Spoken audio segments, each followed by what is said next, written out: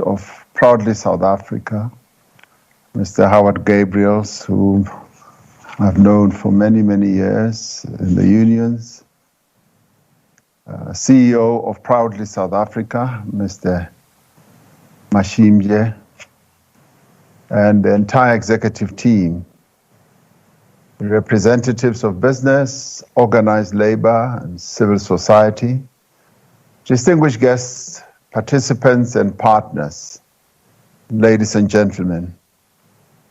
I am indeed extremely pleased to be given an opportunity and to be part of this summit and Expo as we celebrate wonderful 20 years. It gives us cause to remember why Proudly South African was formed, to recall what it has achieved, and to remind us why it remains as important today as ever. Last month, I received a letter that brought home to me just how important a buy local strategy is for reigniting our economy. It was a letter of appreciation from Kayakazi Kepe, a young entrepreneur from Port Elizabeth who turned her culinary skills into a startup selling ready-made meals. She was writing to thank our government for the support her small business received during the lockdown. Not only was she able to keep her doors open and her staff employed, but her business expanded at a time when many businesses were contracting. Kayakazi told me that she was able to sign a service level agreement with SPAR South Africa to produce meals for sale in some 144 stores across the Eastern Cape. That's a phenomenal number. This kind of success story demonstrates a number of things. Firstly, the ingenuity and creativity of small local business. Kaya's Kitchen stepped in to meet a growing need for ready, cooked, locally inspired meals. Secondly, it shows the commitment of a large retailer to enterprise development and to supporting small businesses. By the time the product ended up in the deli, in a supermarket, a whole value chain was supported, from the manufacturer to the businesses that supply packaging, to the fresh produce producers whose ingredients Kaya uses in the meals that she produces. Most importantly, as Kayakazi told me, the growth of her business meant that not only was she able to retain the jobs that she had helped to create during the pandemic, but she will now be able to hire new staff as her kitchens and her business expand. And so we have a positive case study of government, the private sector, and small businesses working together in perfect harmony and alignment, with the outcome being that local business was supported. Local jobs were saved, but they were also created, and 100% locally sourced and produced products that make up what Kaya is able to put on the shelves of a chain store are gaining popularity among local consumers. The story of this company mirrors that of many local firms, but there have also been many who were not so fortunate. Companies with long histories and deep footprints in the domestic market have been badly affected by the pandemic.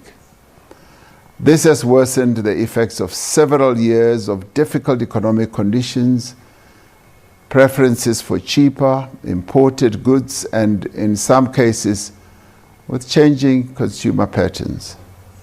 Many companies have had to scale down and others have been forced to close, unfortunately. Given the global economic climate, we can anticipate decreased demand for our goods, our products and services, even from our traditional export markets. With the onset of the coronavirus pandemic, the work of Proudly South African has taken an even greater significance. The task of this summit is therefore immense. It is not enough to preach buy local message. We need to practice it. We need to put it into effect. We need to live it, and we need to talk it. As government, as state-owned enterprises, as businesses, even as individuals, and all of us as leaders, we need to set the example. Howard talks about me having promised that I will wear a locally made suit, tie, and shirt when I address SONA. I've taken it even beyond that, Howard. It has now become a regular dress code for me to wear local. And they are beautifully made suits, wonderfully crafted shirts. We do need to demonstrate that buying local is about investing in quality, in sustaining local businesses, and investing in our people by keeping the jobs here at home. We have to step up our efforts, not just to get locals to buy local, that is, our people to buy locally produced goods, but to improve the entry of our goods, our products and services into export markets as well. We have to save existing jobs and stimulate the economy for new jobs to be created. Businesses that were on the brink of collapse during COVID-19 have to be rebuilt, and new ones have to be formed. It is for all of these reasons that localization and local procurement is absolutely essential. In their respective commitments at the 2018 Job Summit and in their engagement last year on our National Reconstruction and Recovery Plan, all our social partners, being business, government, labor, and civil society, have all dedicated themselves to this task. And that is a huge plus for us. And this is where social compacting is so critical and so important. There is an express undertaking to increase local procurement over the next 5 years. Apart from its own procurement commitments, government is working to lower the barriers to entry to make it a lot easier to establish and to grow a business in our country. We're also working to support existing manufacturers. We are enforcing measures to stop the illegal importation of goods which weaken our local market. In the State of the Nation address last month, I spoke about increasing local production and reducing our dependence on imported goods. And this is an important message. I also spoke of bringing more small medium enterprises into the formal economy by introducing small business local procurement thresholds for the public sector.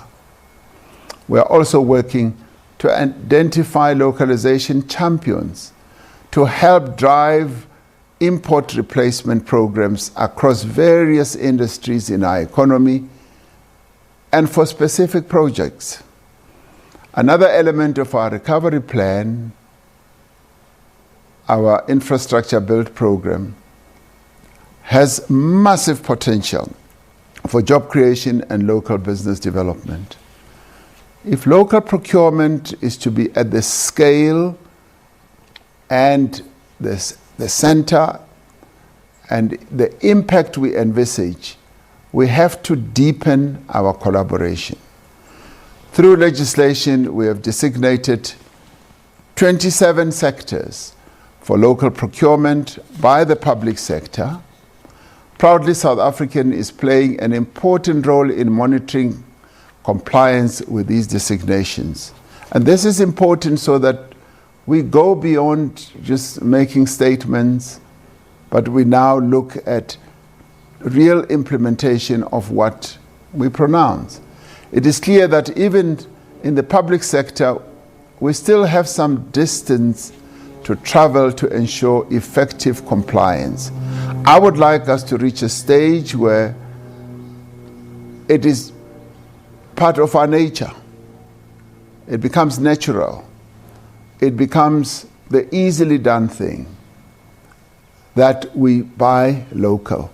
Howard Gabriels talks about, yes, when South Africans have to go to stores to buy, look at the label. Yes, that's important, but I want our stores to be at the forefront of this so that they actually direct our people, consumers, to shelves, to rows, to areas of locally made products. And they can do that in a variety of ways. Whether public or private, we need to appreciate that choosing to procure local through and across value chains is a solid commitment. It is also a solid investment in our economic recovery. And our recovery plan pivots around this. This is such an important aspect that is going to ensure that we do recover. It grows our economy, it creates jobs, it broadens our markets, and creates numerous opportunities for business expansion. But what it also does, it will lead to creativity and innovation amongst our entrepreneurs, because they will know immediately that they have a market. Because this issue of not being sure about having a market is what holds our creativity back, our productivity back, our innovation back. So we've got to assure entrepreneurs in one or other form that be creative, be innovative, you will have a market, and the market is our local market. This is the thinking that underpins the sectoral master plans that have been developed by government, business and labor. And Minister Patel has been leading in this, and his dogged commitment to this is something that is beginning to catapult those industries to a higher level. And I thank Minister Patel for his commitment in this regard. The master plans that have been concluded are beginning to pay off. These are in the automotive industry, clothing, textile and footwear and leather, poultry, as well as the sugar industry. And other master plans are in their final stages, and those are for furniture and plastics industries. These plans work to ensure that the respective value chains are localized for the benefit of the South African economy and the creation of jobs. The plans include significant investment commitments from both government and stakeholders to drive up productivity and employment.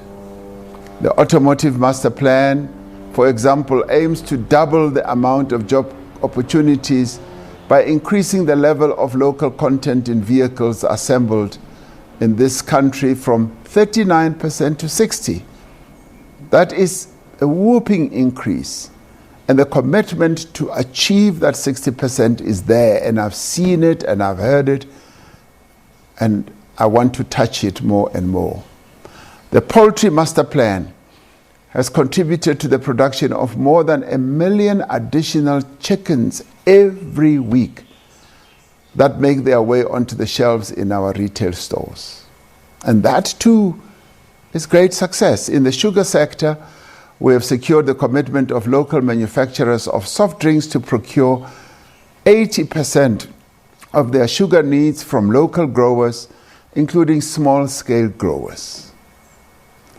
The clothing, textile, footwear, and leather sector has embraced the localization drive as well, and they've pledged R500 million to the expansion of local manufacturing sites. To support these initiatives, we must intensify our efforts to persuade the ordinary consumer about the importance of buying local. We must ask every South African, and we must continue spreading the word, to take a conscious decision, as Howard Gabriel said, to buy locally made goods. And doing so should be something that fills all of us as South Africans with pride.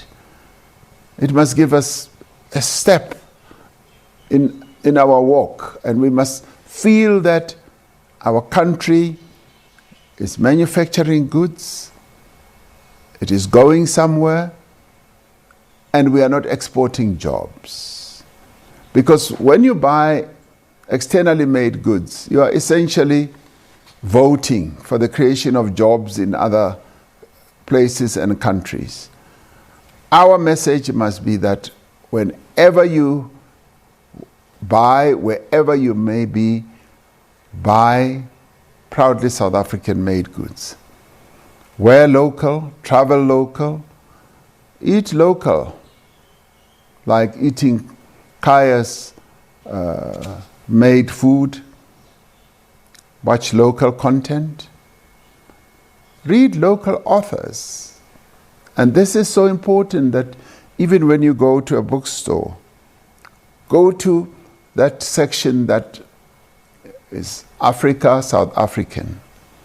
Support local music. Yes, listen to the brilliant stars that we've got in our country, because it is when we buy their music that the income they get is circulating amongst us. And this is the important part.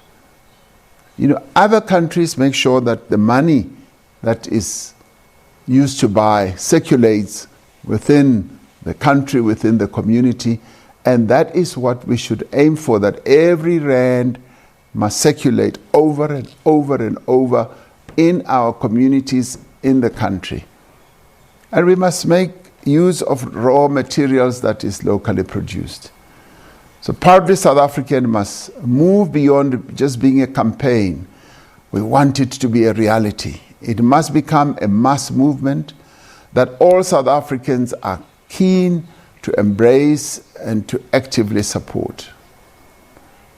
I always try to wear my Proudly South African badge. I left it in Cape Town, and I should be given more. Those badges must be made in their millions so that they are spread out, so that people know that by wearing this badge, I am making a pledge to buy local. This Buy Local Summit and Expo has a valuable contribution to make to the development of such a movement. It offers much to social partners and to the citizens of our country. It raises the level of consciousness and awareness and commitment amongst our people. It offers assistance to small, medium enterprises. It capacitates them to provide them with skills, enthusiasm, creativity, even knowledge, and opens up various opportunities to become part of a larger supply chain.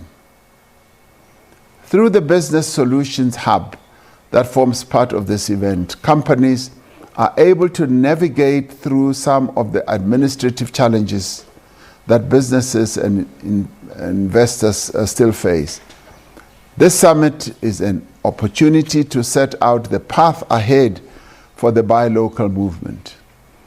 And from our discussions here will come new ideas that will help to take this localization campaign movement forward in an exponential way.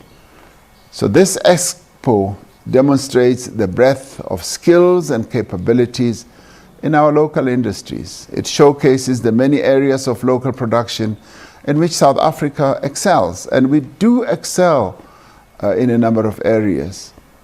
We urge everyone to visit the Expo to find out what the country that is our country, our beautiful country, our beloved South Africa, has to offer and to become part of the buy local movement. I would like to say, let us all embrace the truth that local is indeed lekker. That is baie lekker to buy locally made goods. It is lekker for consumers. It is also lekker and pleasant for businesses. It is outstandingly lekker for job creation and for inclusive prosperity, but more importantly for our future as well. So I would like us to become a really big movement, a phenomenal movement. And I'd like this to ring in every South African's ears, that each one of us can contribute to the growth of our economy by buying local, by supporting small, medium enterprises and getting them to be properly galvanized so that they can be creative, innovative, and make locally made goods. And by the way, yes, of course, we must focus on buying local, but that must also propel our entrepreneurs to such greater creativity so that we start exporting. The Africa Continental Free Trade Area has now opened up, and it's open for business. Let's make locally made goods so that we can export them to the rest of the continent. And that in itself is going to create lots of jobs and strengthen a lot of businesses. So it is wonderful to be here, and I'm glad, Howard and Minister, you've given me this opportunity to talk about something that I'm really passionate about. And let's get passion to be part of ensuring that our people buy local. So I thank you, and have a wonderful summit and a wonderful expo as well. Thank you so much. Well, a very important conversation in the effort to revive the South African economy. Let us know at the agenda _ if you are sold on the conversation about buying local products, locally made goods at the agenda _ SABC. And if you really are not interested, tell us what are some of your reasons for not being interested in buying local and in the process helping to grow the South African economy. We'll take a look at those tweets when they come through. Now, traffic has been badly affected on the Empire